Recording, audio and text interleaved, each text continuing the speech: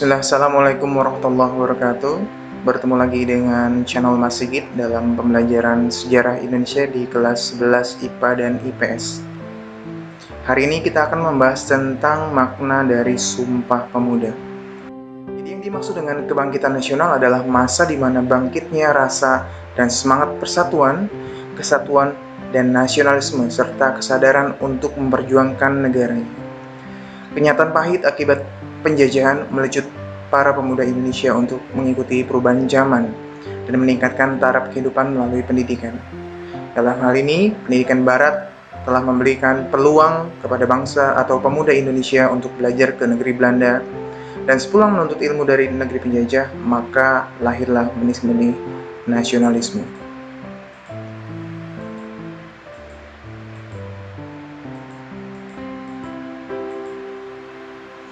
Jadi kebangkitan nasional itu dimulai dari cikal bakal berdirinya berbagai organisasi kepemudaan, antara lain Budi Utomo, Syarikat Islam, Indis Partij, Jong Java, Jong Islamenten, dan Jong Ambon.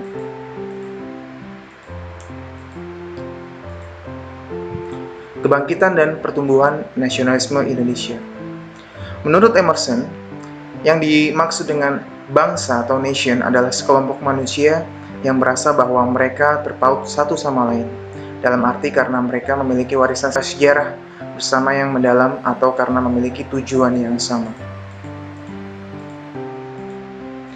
Nah, lahirnya nasionalisme di Indonesia itu ada beberapa faktor yang mempengaruhi, yaitu dari luar atau faktor ekstern dan faktor dalam. Faktor luar yang pertama adalah kemenangan Jepang atas Rusia pada tahun 1905, yang peristiwa ini tentu menyadarkan dan membangkitkan bangsa-bangsa Asia untuk melawan bangsa Barat. Ya. Jadi Jepang yang merupakan bangsa Asia mampu mengalahkan Rusia. Dan ini menghapuskan stereotip bahwa bangsa Asia adalah bangsa yang tertindas. Faktor yang kedua adalah munculnya paham-paham baru di Eropa dan Amerika yang masuk ke Indonesia, seperti liberalisme atau paham tentang kebebasan, demokrasi, paham tentang pemerintahan dari rakyat, oleh rakyat, dan untuk rakyat, nasionalisme, yaitu adalah cinta tanah air, dan sosialisme, artinya adalah keadilan. Yang paham ini turut mempercepat timbulnya nasionalisme di Indonesia. Sedangkan faktor intern atau dari dalam, antara lain, yang pertama, adanya penjajahan yang mengakibatkan penderitaan rakyat. Indonesia telah lama sekali dijajah oleh bangsa mulai dari VOC, kemudian bangsa Belanda, Inggris, sampai dengan Jepang. Ya, ada mitos yang mengatakan bahwa Indonesia dijajah selama kurang lebih 350 tahun oleh bangsa asing, dan itu sepenuhnya belum tentu benar, karena contoh di Aceh baru bisa dikalahkan oleh penjajah Belanda pada tahun 19.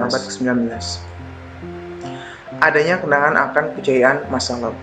Jika kita belajar sejarah, maka kita bisa mengetahui bahwa ada banyak sekali kerajaan-kerajaan yang tumbuh dan besar di Indonesia.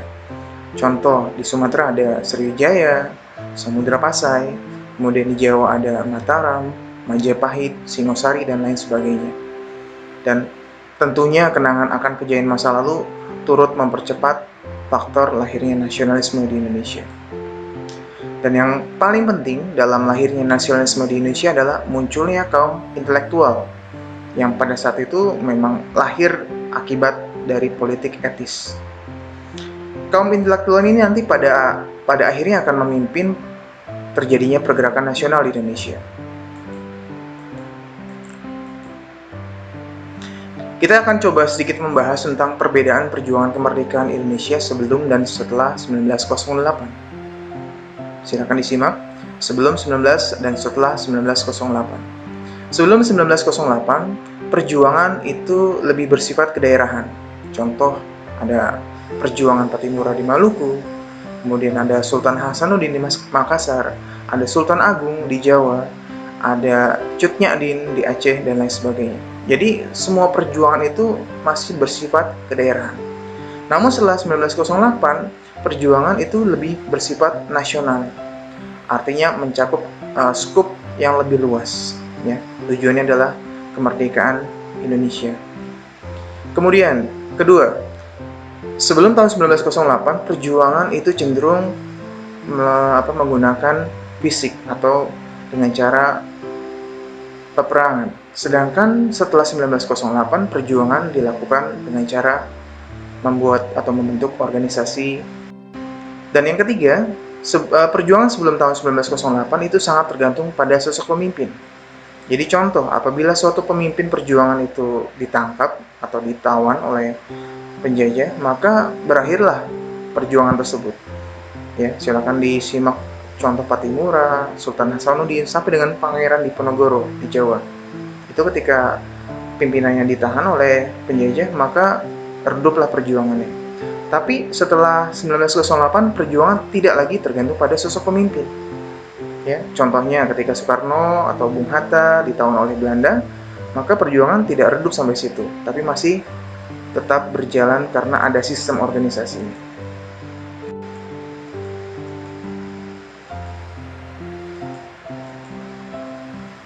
Baik, kita bahas angkatan kedua, Sumpah Pemuda tahun 1908. Jadi diawali oleh adanya kebangkitan nasional, maka angkatan kedua peran pemuda adalah dalam Sumpah Pemuda tahun 1928.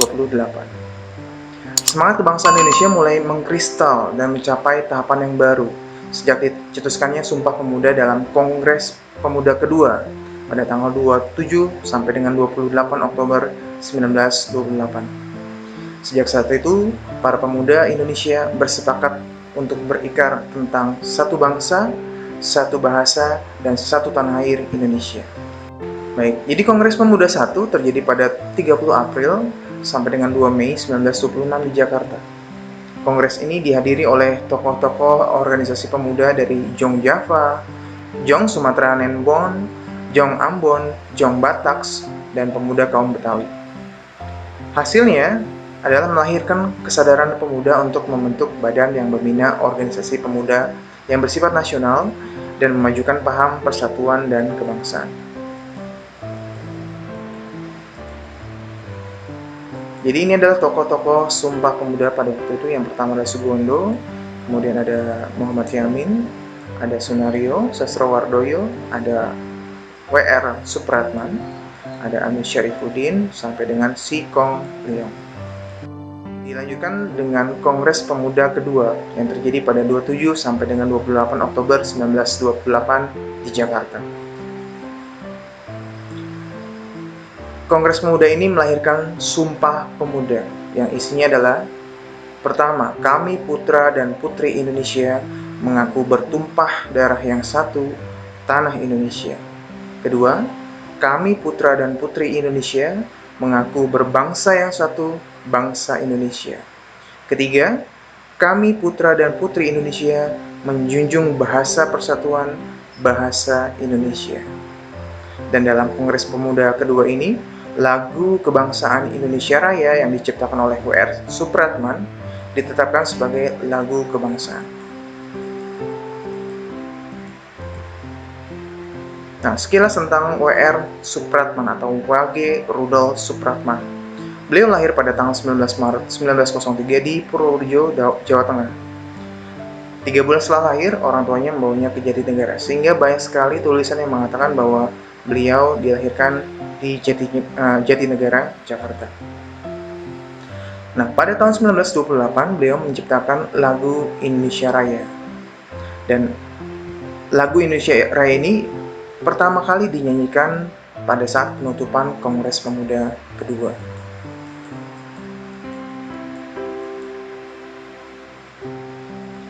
Baik, apabila ada pertanyaan tentang sejak kapan Sumpah Pemuda itu diperingati di Indonesia, jadi ini adalah jawabannya.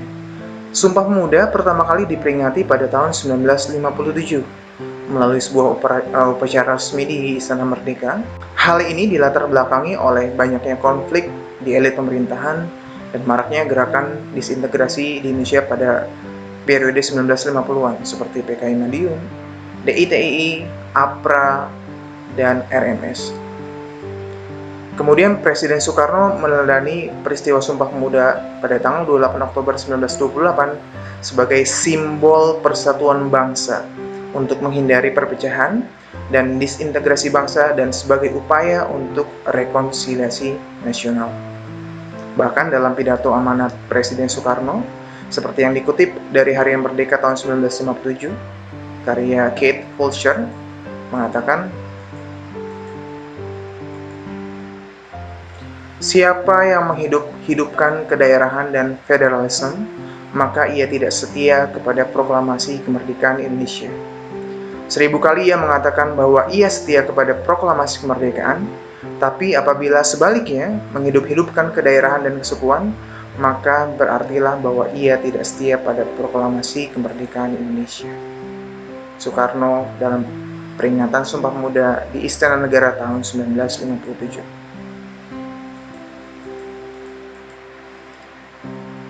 Baik, sekarang adalah angkatan ketiga, di mana terjadi kemerdekaan Indonesia. Ya. Jadi komitmen nasional dalam kerangka Sumpah Pemuda kemudian menjadi dasar yang sangat kuat bagi bangsa Indonesia untuk memproklamirkan kemerdekaan Indonesia dari kolonialisme pada tanggal 17 Agustus 1945 oleh Insinyur Soekarno dan Dr. Andes Muhammad Hatta.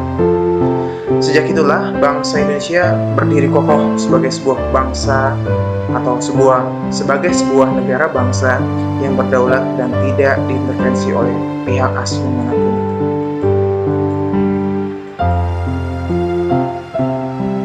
Jadi apa sebenarnya makna dari Sumpah Pemuda? Sumpah Pemuda menjadi peristiwa penting dalam sejarah bangsa Indonesia. Pada waktu itu, organisasi pemuda yang berasal dari berbagai daerah yang berbeda memiliki perbedaan bahasa, agama, suku bangsa, adat istiadat, dan budaya. Namun mereka memiliki tujuan yang sama, yaitu menjadikan Indonesia sebagai negara yang merdeka dan bebas dari segala bentuk penjajahan. Sumpah Pemuda membangkitkan kesadaran seluruh rakyat sebagai bangsa yang satu. Oleh sebab itu, kita sebagai pelajar dan generasi penerus harus selalu menjunjung tinggi persatuan Indonesia berdasarkan prinsip Bhinneka Tunggal Ika.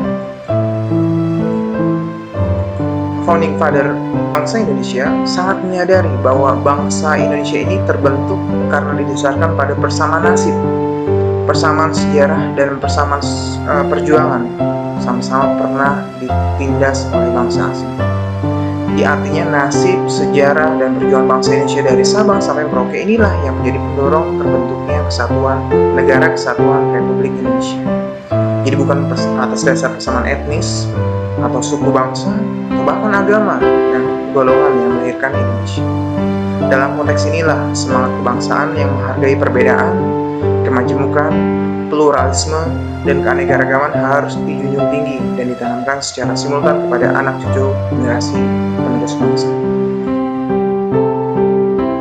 Baik, demikianlah materi kita hari ini tentang makna Sumpah Pemuda bagi kita sebagai penerus bangsa.